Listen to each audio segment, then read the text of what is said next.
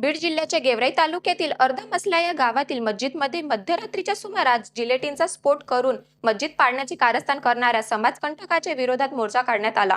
आरोपींवर कठोर कारवाई व्हावी अशी मागणी केली जात आहे। शेवगाव तालुक्याच्या बोधेगाव येथील मुस्लिम समाज व बहुजन समाजाच्या कार्यकर्त्यांच्या उपस्थितीत मूक मोर्चा काढून अर्धमसला येथे घडलेल्या घटनेचा निषेध केला जात आहे।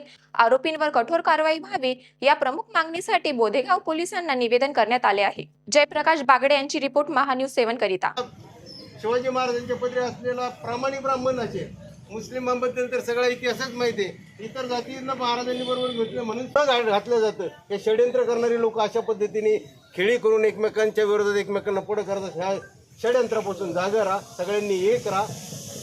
ओबीसी SC ST या सगळ्यांनी एकत्रित राहिलं तरच खऱ्या अर्थाने उद्याचा भारत घडणार आहे। आपल्याला महाराष्ट्रापुरतं पाहिजे नाही, आपल्याला आपण पूर्ण भारतभर आहोत। SC ST OBC मुस्लिम हे सगळे भारतभर आहेत।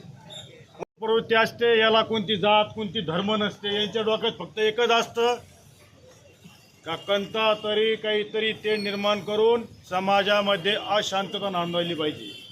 प्रथमतः आम्ही या अर्धमसला गावातील जी जिलेटिननी मस्जिद उडवण्याचा प्रयत्न केला, या गुन्ह्यातील जे आरोपी आहेत यांना UAPA NSA NIA या अंतर्गत यांच्यावर कलम लागू करून यांच्यावर देशद्रोहाचा गुन्हा कठोरातली कठोर शिक्षा यांना करून यांच्यावर गुन्हा दाखल करावा।